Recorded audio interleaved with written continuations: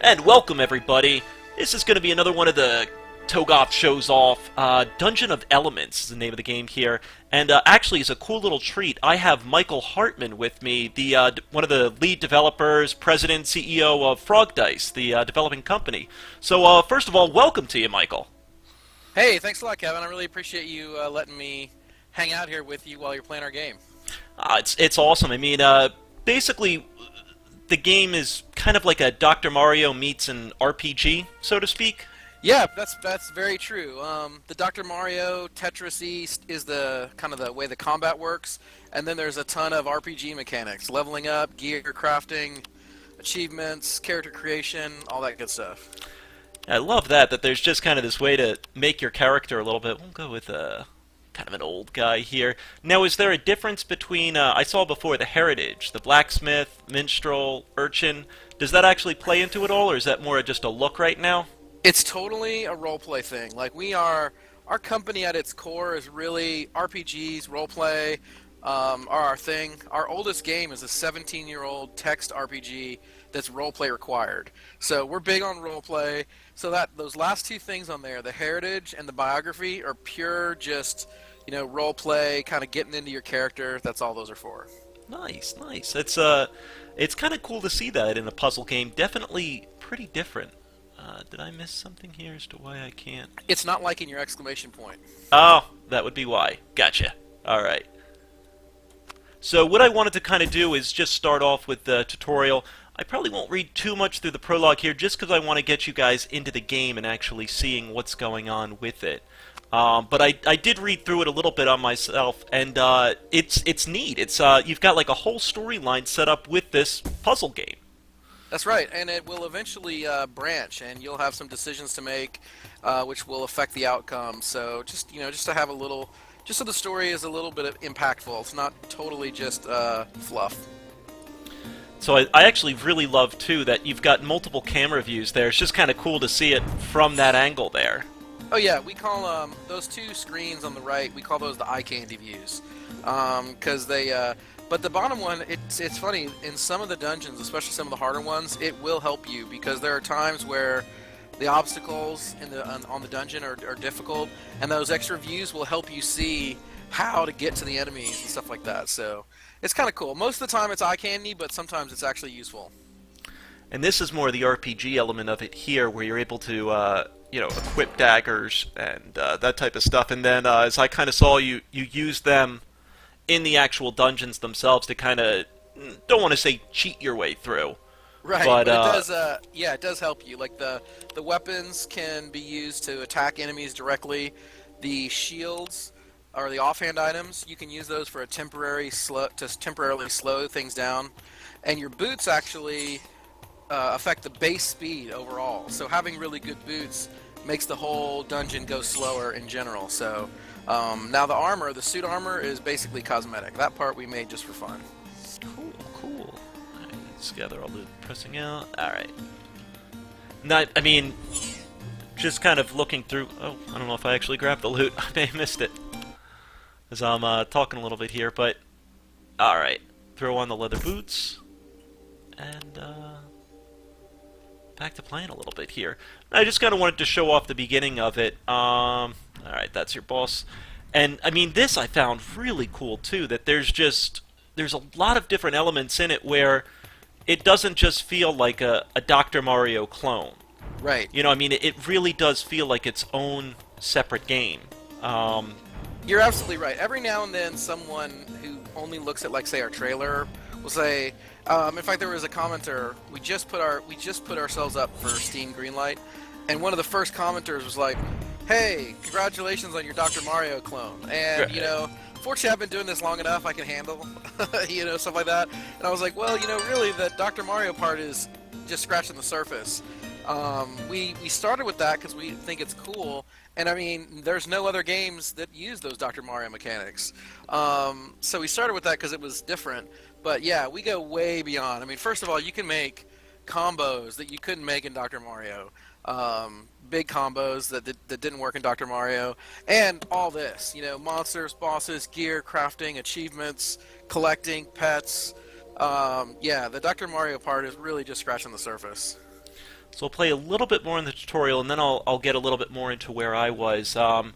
This was, I really wanted to kind of show off this too, because it does show the separation away from, you know, the inspiration but not the copy. The fact that there's like obstacles in the way now, and the fact that there's things you have to avoid, as well as, you know, these little pit holes. So if I drop a piece here, you guys can kind of see where that holds up, and you know, it's kind of dead.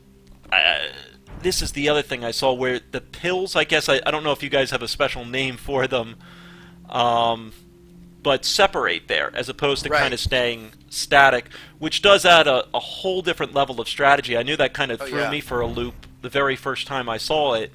You know, like, wait, that's not how it's supposed to work. But, no, I mean, it definitely does work for this game. It allows you to really set up interesting combos. Oh, yeah. Yeah, and the bigger combos, they're really explosive and visually more exciting, but they also can give you better loot. They have a slightly better chance for loot. So they're not huge, not hugely more, so it's not like, oh no, I'm not good at making big combos, I'm never going to get any good loot. No, it's just a little bit more. So when you do make those big combos, it's actually a benefit. And so what was really the inspiration behind this type of game? That, I mean, was it, you know, that you had loved kind of the retro gaming stuff, or you know, where did the inspiration for a lot of this come from? Well, I think this is kind of a neat story. We have an online casual game called Coin and Carry, and it's just a collection of mini games. And you're a medieval crafter. You play mini games together to earn resources, and then you craft items and you sell them in your shop, and you can help out your friends. Like, it's kind of a social game, but it's not on Facebook. It's totally just on our website. And there is a mini game in that game that we call Exploding Capsules, and it is a little bit like this combat screen, except it's only one dungeon. It never changes. It's just a bunch of enemies, and people really liked it, and we really liked it, and we were like, you know, this is really fun, and we were like, you know, I wonder if we could take this as like our combat mechanic and build a whole game around it. And there are people on our team that like Tetris. I love Tetris. Oh, absolutely. My wife loved Dr. Mario. So we're like, yeah, that would be really cool. And like I said, we're RPG fanatics. Everyone on our team loves RPGs. So if we made a board game, we would probably end up injecting RPG mechanics. Like, we just can't help it. So that's kind of how that happened. Yeah, it's big tabletop players as well, then, or I think we still would be if we had time. But yeah, our last tabletop D&D group broke up about, I would say, probably about 5 years ago. So unfortunately, no. Yeah. And it's definitely one thing that I've gotten so much into, especially now with being more online, being able to do some of the Roll20 stuff, and you know, and also what a cool, the big complicated board games are making such a nice revival. Mm-hmm. You know, Kickstarter's helped with that too, like a ton of cool board games. So I really like the fact that, you know, people had kind of written off tabletop gaming like for dead about 5 years ago, and it's really nice to see it kind of coming back in popularity with new games and all kinds of cool stuff.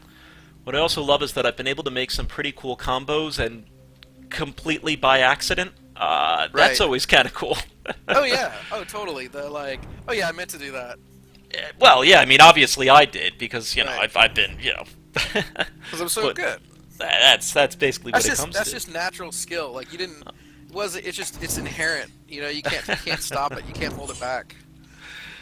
So, and that was kind of what I had just done there. That weapon there, that piece is pretty pesky, but to just be able to kind of weapon that one out, really, really neat. And the weapon basically is a cooldown there, I guess, as well, right? That's right. Shit. Yep, it is. So, you know, kind of a bit. Oh my God, I keep accidentally knocking pieces down the. Yeah, it only needs one to fall. Mm-hmm. And some of the later weapons are like AoE. I think the best weapon in the game is like a 4x4 grid, so you can really take out a lot of enemies with that weapon. Yeah, I think the farthest that I got was I crafted the little fire. Oh shit! The little fire dagger. Right. And, yeah, that's got a 2, so that's kind of nice. Now, what's cool is it totally looks at where that little grid is. So if you overlap it right, you can actually get 3. Oh, really? And if they're really tight, you could theoretically get 6 if you just did like perfect placement. So Alright, I think I just about got this. With this piece, I should be able to sneak that in. Awesome. There you go. Did I miss one? Oh yeah, shoot, a little white sprite up there. Oh, and that's gonna take away that. Okay. Dagger won't be up for a bit, so let's try and build up to it. Let's see if I can get that one taken out. Yeah, and this one, Damn it. with these elemental monsters, they're easy to see the colors, but sometimes it's hard to tell the difference between them and the smoke. There's we have 58. Am I right? Yeah, 56 different types of monsters. So some of the later ones are more distinctive, and they don't blend in with the smoke as much. There we go. Alright, now I think I'm... Okay. Alright, so let me pop out of this and go back to my guy. So we want to switch over to the original Toegoff, who's looking mighty beastie. Oh yeah. And where did I get to? I got right into here. I guess I'll try going on to normal. I actually haven't done... Oh, I've got to start over with normal. Right, if you do normal, it starts you at the beginning, that's right. Alright, let me just start here with easy then. Just to give you guys an idea of some of the different enemies that you can encounter in my little fire dagger here. Let's see if I can't... Bam! And I guess the other big Dr. Mario difference is the fact... Is there only 4 elements then to deal with? That's right. There's Okay. just 4. Mm-hmm. Okay. I think Dr. Mario was 3, if I recall. But Oh, no, yeah. it's definitely I mean, what I see in this is just kind of an addicting time killer. That, you know, a game that you can just kind of play as a little background thing when you're waiting for something, or if you start really getting into it. Oh, and, yeah. And there's a little bit of that, oh, I'm just going to play one more level. Yep. You know what I mean? That kind of thing. Yeah, in fact, I was doing something, somebody asked me last night, how long is the game? And I was like, wow, that's a tough question, because, I mean, normally when I play it, I test so many different things, I'm bouncing all over the place. But I was like, last weekend, I made a brand new character, I didn't use any dev cheats, and I just played for a little while. But I didn't even beat the game. I think I got maybe halfway through. And I loaded that character up, and I tried to look at how long he played, and I had 15 hours on that character. And I was like, nice. oh my god, I didn't realize I'd played that long. And you know, and I probably played this game, I mean, good lord, 100, 200 hours, you know what I mean? On our team, yeah, I'm pretty much our main QA team. So, yeah, I end up being the biggest tester. So, yeah, so I was shocked by that. I was like, wow, I didn't realize I played so much. And I actually found myself, when I was not playing, really looking forward to playing. And I always consider that a good sign of a game when, I always say to myself, if I'm not looking forward to playing a game when I'm not playing it, that's not a good sign. Right. But when the opposite's the case, then I know I'm really excited. So you said you've been kind of doing game development stuff for 17 years, was it? Yes, Frog Dice is 17 years old. We were founded in '96. I was actually in law school at the time, and I actually had sold games professionally before that, just really as a hobbyist. Like I wrote BBS games and stuff like that. But then I made our text RPG Threshold. I started working on it in law school. It started getting really popular. I hated being a lawyer, and I was like, there came a time where I'd been working in a law firm. I'd worked in a law firm for a couple months, and it was time to like take the bar exam. But it's actually really expensive to take the bar exam. It's about, $2,000, and you have to take a prep course that costs about another $2,000. So I was looking at $4,000 to take this class. So I had a real Fisher cut bait moment. It was like, all right, does this $4,000 go into me becoming a lawyer, or does it go into me creating a gaming company? And I was like, you know what? I'm going to make a gaming company. So, and then I like to say to this, I say now, and it was a good choice because now I spread joy instead of misery. Yeah, I mean, I did a little bit of game development stuff myself in college here stuff, and I remember it just being one of those things that you really, really have to love doing it. Oh, yeah. I mean, countless hours spent just trying to fix out an algorithm or trying to figure out what's going on, why something isn't working that should, and then, that eureka moment hits. Oh, yeah. Yes, I mean, I give you a lot of credit for following that. Is there any advice that you give for anyone looking to get into game development stuff?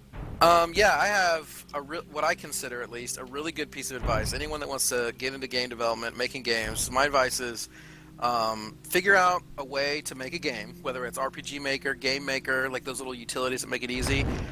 Make a game and finish it. Like, don't do half the game and start over. You know, like, have some game, decide how it's going to be, finish it, and put it out there for people. I don't mean you necessarily have to sell it, but finish it. Because I think the biggest trap that a lot of people get into when they want to get into gaming is they never really make progress because they never have to finish anything. And you don't learn a lot of important lessons unless you actually finish the project. Even if it's crap. You know, I tell people we have a really cool game development group here in Lexington, Kentucky. It's called Run Jump Dev, and it's just game developers. We have one big meeting a month, but then we also meet twice a week. One of those is just to play indie games, and one of those is to work with Unity, a really cool tool set for making games, and all different levels of experience. Like people like, you know, from our company, people from smaller companies, or just total hobbyists. And I always say, yeah, just it doesn't matter how good or bad it is, just finish something. That's definitely huge advice, and that was the hardest part for us, is just kind of fighting through. Yeah. I I think it's Cliff Bleszinski from Epic who said, I'm going to butcher his quote here, but it's like, when you're making a game, first you build the first 80%, and then you build the second 80%. And that's kind of true. So I wanted to show off another really cool feature of the game, and this is the cauldron. Right. Here we also kind of see more of the RPG element, where you kind of try to discover your own recipes by basically throwing stuff into the cauldron and seeing what happens. So the game kind of gives you the fire boomer and the fiery dagger, at least from where I've gotten right now. Fire boomer just now, being... one thing you might have now, not to force you to play how I want you to play, but click that third icon, the open book that's up on the top, like the story book and the navigation at the top, and then if you page through, you know, some people don't read the story, which is fine, but most of the chapters, like you can see on that left page, most of the chapters, it'll tell you a recipe to help you out. Did I miss the one from 3? I know, if you go forward, you might... Oh, I did miss that one. You know what, I think I just read up to here, and then I didn't even see here. So we've got an earth boomer and an air boomer. Alright, and that makes like a more powerful capsule that you can use to blow up earth and air. So yeah, and so it'll give you some. Yeah. So we'll put these in, and then combine the earth and the air, and we've got our dust devil. Sure do. And you have a tier 2 capsule. Congratulations. Look at that. And one thing that I should tell people: sometimes when you're crafting things, you'll craft something and it won't show up in your inventory over here on the right, and that's a hint. Anything that's in your inventory in the cauldron means that it can be used in a recipe. So that's kind of a hint on whether or not, you know, it's part of a recipe or not. So like, let's say, you know, you made a fiery dagger.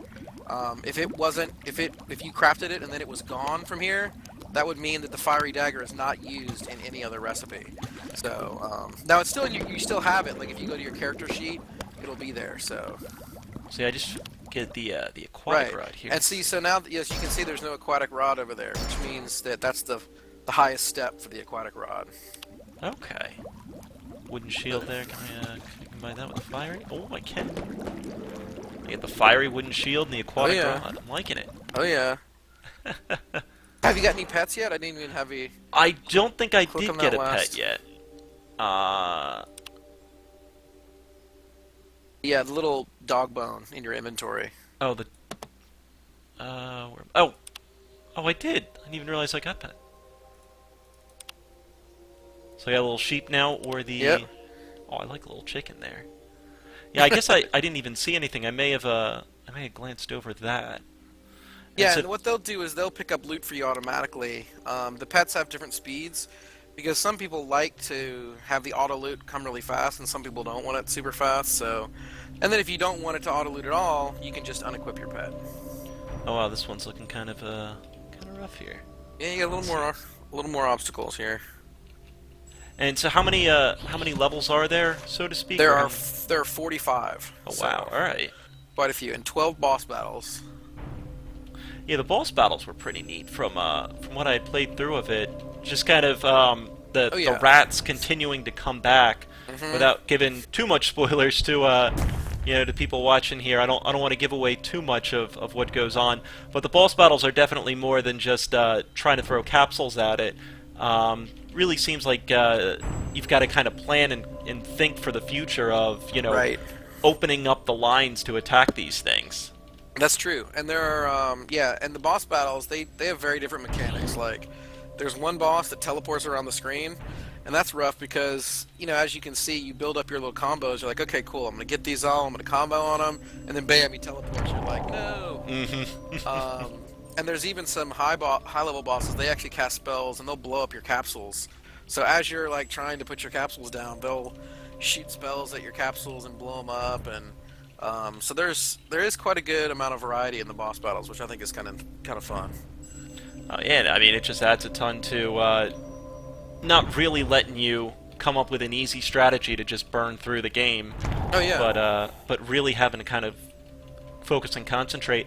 Now, are there any plans on it going to like a mobile platform? Definitely. We have we really would like to put this on a tablet, both Android and iOS. So that's one of our plans potentially for the future. We'd need to make some changes to the UI. Like I would probably take this combat screen and make it the whole screen and probably turn it. So it would be a little different experience. It would functionally be about the same, but we would change some things because tablets aren't as powerful as a PC. Right. So we would probably get rid of the eye candy views for the sake of performance. But yeah, we would really like to put it on a tablet. Now, is there any? I may even be a little bit too ambitious or anything like that. Is there any thoughts of like a multiplayer in something like this? I'm actually really glad you mentioned that. We have we've thought about multiplayer a lot, and there is a little bit of what we call pseudo multiplayer. It tracks your clear times for every dungeon and for the whole game, like how fast you clear a level. And there's two ways that you can use that in kind of a multiplayer competitive situation. First of all, from the options, you can actually turn on Twitter integration, and it will tweet out. It will tweet out when you set a new record, a new personal record for clearing a level, or when you beat a boss, or when you unlock an achievement. So then, like your friends, like say your friends follow you and you follow your friends, they can see when you've set a new record, and then you can try to beat their record. And also, when you take a screenshot of your level summary, you can use that level clear time to compete with a friend. And we're actually going to have we did this during our testing phase. We're going to have contests where we say, okay, who can clear a certain dungeon on easy or normal, the fastest. And a lot of people say, oh, well, then people will just forge the screenshot. But whenever you take a screenshot with the Alt-P command, not only does it take a screenshot, but it also generates a text file that has like an encrypted hash in that text file that matches to the screenshot. So that text file together with that screenshot, we can verify that that was an edited or a not edited screenshot. So I know that sounded kind of convoluted, but to the player, all it would be is, hey, they've got this contest. I'm going to try to clear this dungeon really fast, and when I do, I'm going to email my screenshot in along with the text file. And if I win, I'll win stuff like we have a bunch of really unique items that you need a special code to unlock, and we can give those out. We can give away like legendary recipes. We can give out copies of the game, all kinds of stuff. So we're gonna do a lot of contests. We had another contest that was really fun during the our Kickstarter beta phase, where people used their screenshots to write stories. So it was like write a story about your character and use 5 screenshots. So our company in general, we really like to interact with our players a lot. It's like the whole history of the game. Our text gamers, we've always been really close with them. We actually we throw a party every year here in Lexington for our players. We love to do fun stuff with our players, so we're always trying to think of funny stuff like that. So game events are a big thing. So yeah, and we'll probably, knowing us, I'm sure that over time we'll also do other things, like probably around Christmas time we'll probably create some Christmas themed gear and have special codes that we can give it out, stuff like that. So even though it's a single player game, we have a lot of kind of multiplayer / online kind of pseudo functionalities that are already coded in, or events and stuff that we're going to run. So just to make it a little bit more than just a single player game. And more of that, I guess, community interaction and all that, and that's awesome, just to be able to kind of interact with your community. Now, your text adventure game, that's still active and running. Oh, yeah. As a text adventure, huh? Absolutely, yeah. Threshold, it has a couple thousand active players. Any night you log on, there might be 100, 200 people on, depending on what's going on, and it's a role-play required game, so it is extremely unique. People stay in character. Now there's out-of-character channels, so you can talk about other things on those camp channels, like sports or whatever, but those are separated. So when people are running around in the game world, everyone's staying in character, which is really cool. And it requires, enforcement from the staff, but really the community is the real power that keeps that going. Like if someone doesn't do that, other players will pull them aside and say, hey, I'm glad you're here, but we've got these rules, and if they don't change, then they bring it to our attention, and then we take care of it. But it's really rare that we have to do anything. People are, for the most part, pretty respectful of that rule. So awesome. I mean, that sounds like a neat kind of thing. That I'm just amazed that a text-based adventure is still active and alive today. Yeah, it is surprising. It's funny, mobile has actually helped us because we have mobile clients for playing the game, and while combat can be a little hard on the mobile device, like chatting, that's no different than texting. So a lot of the role play you can easily do playing from your phone. So that's kind of cool. Well, I don't want to give away too much of the game here, but yeah, I mean, I think this really does look like a pretty fun quality game. What are you looking for a starting price on it? It's probably going to launch at $19.99, but we're going to give you guys a code to make it $9.99. So awesome. Now, is that something you just want me to put in the info there, or is that a? Yeah, I'll give you. I haven't created it yet, but okay. Before this video goes live, I'll give it to you, and you can just put it in the info. The code will probably last for about a week, so if someone's watching this video, you're going to want to jump on that as quickly as possible. And probably the first question someone might say is, well, is this on Steam? Well, not yet. We have a Greenlight page, and hopefully, Kevin will put the link in there. Oh, and I'll say this: if it's possible, I've never had a game on Steam. I don't know how this works. But assuming it's possible, if we get greenlit, we will definitely give out a free Steam code to all of our Kickstarter backers and anyone who buys the game off our site, assuming Steam allows that. Like I said, I don't know. They're very secretive with their information. I think that I'm allowed to do that because I know they let GOG give away keys for games. So assuming I'm allowed to do that, I'll make sure that anyone who buys the game off our site or from our Kickstarter, that I'll get them a free Steam key so they can have the game that way too. I think it does work that way. If I recall, there's another indie game company that I'd worked with that I'm fairly sure they recently just got through the whole Greenlight process. Oh, nice. And they were pretty excited. That was Phoenix Online with their Cognition game. Mm-hmm. So yeah, I mean, hopefully all that goes through, but. Anyway, as I said, I don't want to give away too much on here. Thank you very much for your time, Michael. I know this is kind of pretty cool for me to do. I rarely really get to interact with any developers or anything, so I thought that this added something kind of new and special to it. Cool, I hope so. And I hope that your viewers aren't like, man, no more of those boring developers. They just drone on and on about their game. And it's hard because it's your baby. I mean, we've been working on this for almost a year now, and so we've slaved away on it to make it as awesome as we can, and we hope people like it.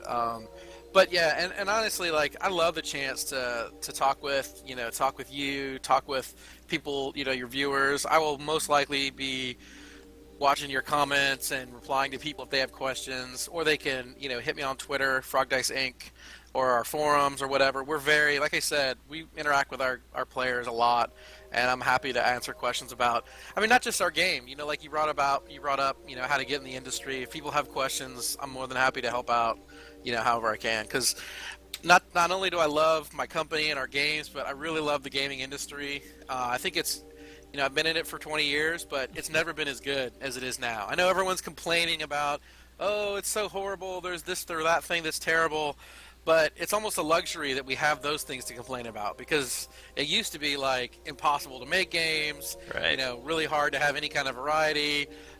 So I'm so psyched about the way the industry is now. I love that there's stuff like YouTube Let's Play channels and stuff like that. It's such a cool way for players to learn about games. There's so much awesome stuff. Like, I could gush forever, so I'm happy to talk to people about anything they want to talk about. Yeah, well, hopefully, we can kind of maybe coordinate again once the game goes live and see what we can go in there. But again, thank you very much for taking the time on this.